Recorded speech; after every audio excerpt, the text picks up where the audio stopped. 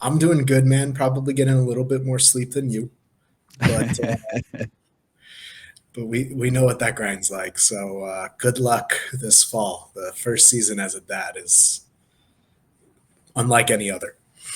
It's a grind, Adam. But you know what? Maybe I could jump into that chamber slash truck that Stafford had the other day. Is it called Yeah, Immortal or Immortal? Can you give me the name of that? I forgot already.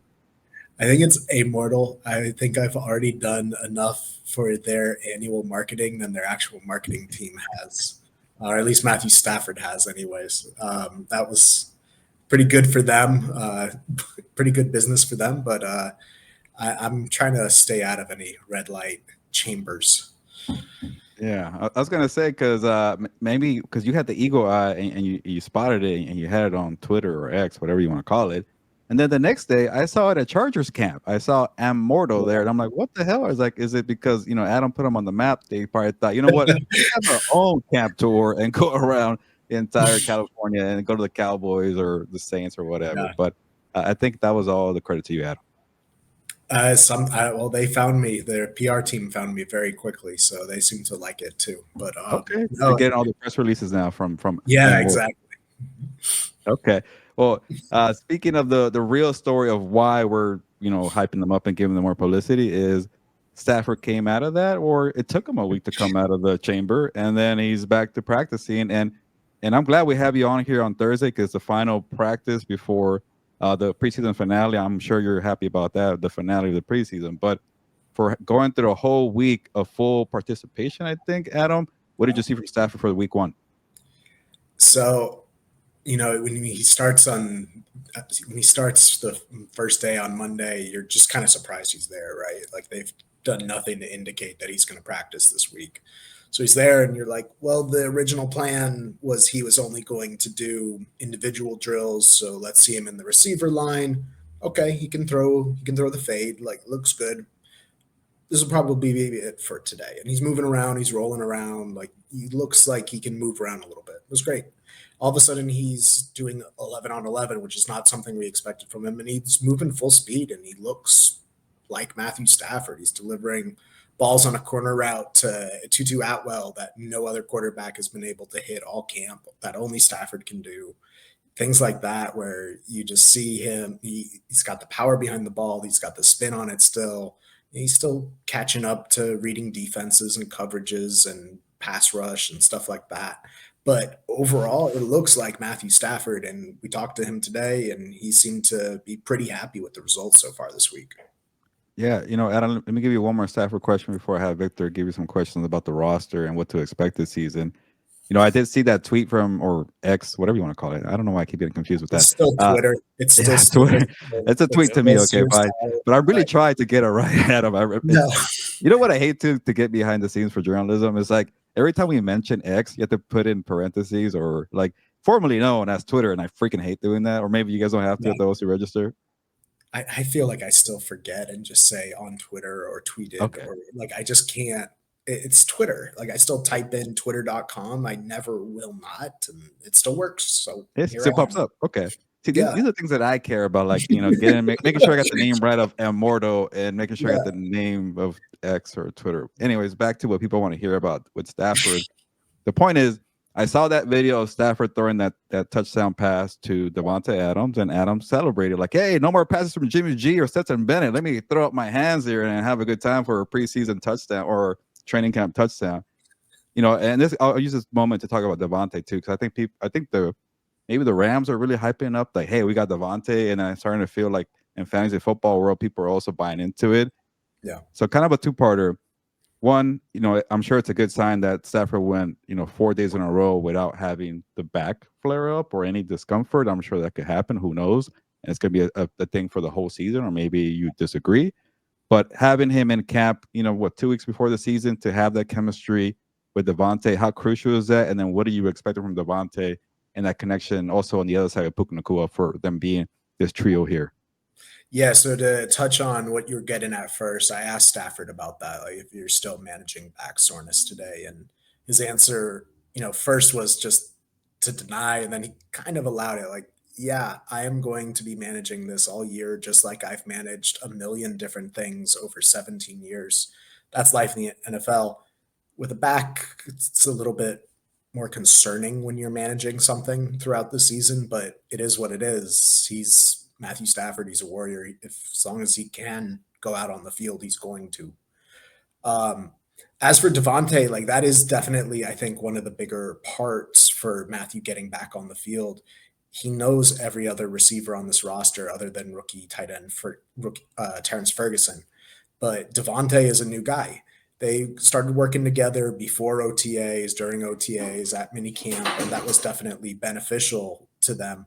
And they've spent some time during training camp, Matthew watching on the sidelines and talking to Davante and talking through routes that they're watching teammates running. And I think that's beneficial too. But Sean McVay said it today. There's no substitute for actually playing football, especially playing with someone else. So for him to get these reps for 2 weeks before they start game prep during the regular for week one, it's a big deal. Davante is a different type of receiver than they've really had. He is a true X. He is someone who can stretch the field. He's someone who can win on routes. Like it's a different thing. He's going to make a lot more choice routes than a lot of other receivers that Matthew has worked with. Cooper, of course, did a lot of those things, but just in a different role, a different skill set, a different type of athleticism. And so it's a big deal for Matthew to get these reps with him so that he can form like what was supposed to be when they signed him, this three-headed monster of Stafford, Nakua, and Adams. And it still has a lot of potential, but it's good news for the Rams that Stafford and Adams are getting 2-3 weeks of work before they face the Texans. Just to kind of add to that too, Adam, do you expect him to be ready to go week one, or what are your expectations for Stafford? At this rate, the fact that he was able to put together a full week of practice, I think he will be. That's just pure speculation. He said it himself. They're day to day, they're week to week. Um, Neither Matthew nor Sean are trying to put a date on it at this point, but I think he's not out there working the way he's been working this week without an eye on week one. That makes sense. Just kind of switching over, you talked about the receivers. I kind of want to move over to the running backs. In terms of Blake Corum, Kyron Williams, Darquez Hunter. How do you think they'll use them? And then will Kyron get most of the load of the carries? Do you feel, or is this going to be, and talking about fantasy? I know a lot of people are really interested about this right now. Do you see it being a three-headed backfield? I still think Kyron is going to be the lead guy. That's why they paid him what they paid him. I do think without free agency looming, without the fear of Kyron, without the risk of Kyron leaving after this year, the Rams do have incentive to preserve him for the next couple of years to take some of that workload and not work him 85 to 90% of the snaps per game the way that they have the last 2 seasons. They need him in 2026 and 2027. So maybe we'll see a little bit more Corum. Maybe we'll see a little bit of Hunter. I think for Corum and Hunter, I could see more specific roles. I still think Corum will spell Kyron occasionally, give him a drive off here or there. But I think mainly where you'll see Corum is short yardage, trying to convert at the goal line like he did so successfully at Michigan. And then Hunter's your change of pace guy. I think Keaton Mitchell on the Ravens a couple years ago just come out and hit a home run to offset the 3 yards, 4 yards in a cloud of dust that Gus Edwards was given the Ravens that year. So I think that's kind of the role Hunter can have. He's very good at breaking tackles. And if he breaks one tackle and has got grass in front of him, he can be gone. He was so fast the other day, last week in the joint practice against the Saints. There were 3 or 4 where he was just gone before anyone could get a hand on him. And so if you have that as their change of pace, that kind of gives you some of that versatility that Sean McVay has been talking about bringing into the offense this year. Yeah, because they've really last season they didn't have an explosive play in terms from from the running backs. I think the most was like a 22 yarder or something like that. It wasn't that big of a run, so they need Right. some of those runs. Just we're gonna be talking about the 53-man roster. You don't have to tell us where you're at, but um is there a position group that you've kind of gone back and forth on whether or not the Rams are going to allocate a roster spot to, that you've thought about, that it's been kind of a struggle for you? Yeah, I'm trying to figure out what they're going to do on the offensive line, and then at the cornerback room. Offensive line, you got the 5 starters. Last year, they only kept 9 after cut down, but that was with Alec Jackson suspended. So really, they had 10 kind of in their pocket. So do they keep 10 this year?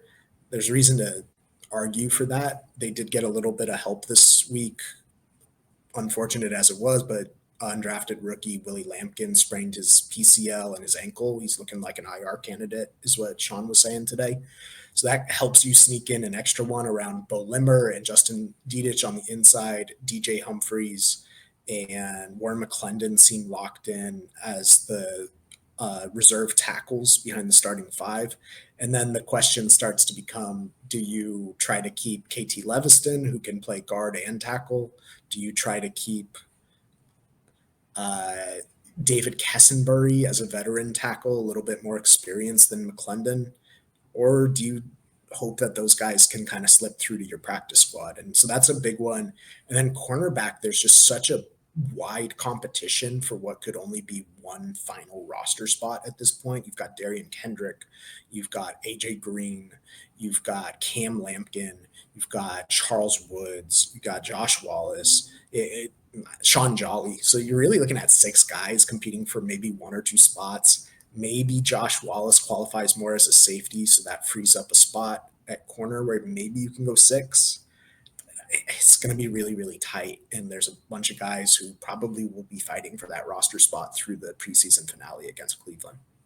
I think you pretty much answered the question I was going to ask you next. And that was, who's fighting for that? Who's fighting for the, who's on the bubble that needs to make an impression in that Browns game? But I think it's that cornerback position, as you just pointed out. So, and then in terms of the offensive line, I'm with you. Like, I had Willie Lampkin in, but now, like you said, and then the other guy that I had kind of on the bubble, and I guess this would be my next question here, just to kind of go off of that, is, do you expect Alaric Jackson to start on IR? And if that's the case, do they keep, someone like David Kessenbury at that, does that make sense to you? Yeah. So Alaric won't get tested, I believe, until the beginning of September. So that's after cut down date. So Alec's dealing with the blood clots in his, I don't know if we're clear exactly where, I think it's legs, but I'm not totally sure on that. He's dealing with blood clots. And so the test date for whether or not he's moved past some of the danger zone in terms of those things that could lead to internal bleeding with the right hit is in September. So they'll have to make their roster decision before they have total clarity on Alaric. They're moving forward. They seem pretty optimistic. Everything has been good so far, but those things are just kind of a yes or a no. It's not, can you play through whatever? No, it's a yes or a no. And so we'll see what happens when he tests. But by that point, you're hopefully got 1 or 2 of those, either Leviston or Kessenbury, to the practice squad, or kept one of them on the roster. But we'll see what they do at the spot. Adam, this is the final question, and probably the biggest question for me to kind of figure out the 2025 Rams, because I could be positive, but I'm mostly negative because I really worry about the back end of the defense. And we were there together at the scrimmage, or the joint scrimmage against the Saints, and is that D-line going to be enough to hold up the inside linebacker position, the shaky cornerback group? I like the safety rotation for the most part, but I'm glad that we have you on the show, because you're there daily, and at the joint practice, Tyler Davis popped out, and I'm like, oh, okay, maybe it could be a one-time thing. And then you tweeted about it, and I'm like, okay, if Adam's talking about it, tweet, remember that? You're talking about it. That means that this could be a legit, foursome there with Braden Fisk and Kobe Turner and Tyler Davis and Puna Ford. The thing for me though is, like, do I criticize this front too much for the way they got gashed by Saquon Barkley, without considering the fact that they were very young last year, and now you could be a pure pass rusher in terms of athleticism. You have that natural talent, but you got to polish your game when it comes to being a run stopper. And they added Puna forward, but I want to see Fisk and I want to see Turner. Yeah, you're great, pass rushers, but can you stop the run? That's where you got to really make your money. Maybe Tyler Davis could help out with that. Obviously, you're set with Jared Verse and Byron Young, so it's a very, potent defensive front. But can the linebackers hold up? Should I buy stock into Nate Landman? Is Omar Spates going to take off in year 2? These guys were not really, heralded players. And then the cornerback group, you don't really have a star cornerback, but you do have a solid safety rotation where you could have guys like Quentin Lake help you out in coverage. But to you, do you feel like that defensive front is enough to mask all the issues in the back end of the defense? That's the bet the Rams are making for sure. That's why they invested way more on adding to the front than they did into reinforcing the back end. No moves at corner, no moves at safety during the offseason. Last time they made an addition to either room was just claiming Emmanuel Forbes off waivers in November. So I think that they have reason for optimism for improvement at linebacker. The linebacker play was just so bad last year after the Ernest Jones trade that there's got to be some improvement. There was a lot of improvement last year in their run defense from the time that Troy Reeder got hurt and Omar Spates started. Like the difference in EPA from week 1 through week 7 for week 8 through week 18 was a big deal. And I do think that you will see Omar taking a step. I think Landman has been a really good addition. They both had really big first couple weeks of camp when the pads came on. You were hearing them and feeling them all over the field. And then you get past the first couple weeks of camp and guys are not really hitting as hard in practices anymore. They're kind of just waiting for the regular season at that point. And so you haven't really heard or felt them too much lately, but I do think that they represent a pretty big improvement over Omar as a rookie last year and just that group of Reeder and Roseboom that they started the year with. Cornerback is going to be a really big question, and that's where your point of relying on that front is really going to come home. Can Kobe Durant and Ahkello Witherspoon and Darius Williams stay with their guys for a couple seconds? Yeah. Definitely. But what happens if the pass rush doesn't get home and receivers are given more time to work and quarterbacks can go through their progressions a little bit more fluidly? That's where the Rams secondary starts to really get in trouble. And so I do think it's going to be very reliant on that pass rush to get home. They've got the guys, they've got the depth too. If they really are able to rotate between Puna and Kobe and Fisk and Davis, all of a sudden, you've got a really nasty middle of that line who's rotating constantly, and fresh bodies, fresh legs, fresh motors. That could become really, really nasty, just flushing those quarterbacks out to Verse and Young on the outside.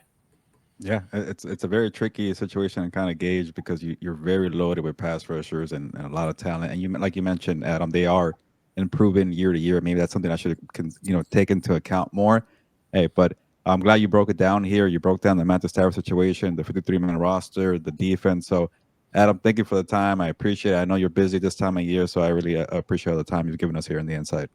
Anytime, Gilberto. Thank you, sir. And you said it right to Gilberto. It threw me off. Yes, you got it. You took Spanish in high school. Un poquito. Poquito. Thank you, sir. I appreciate the knowledge. Thanks,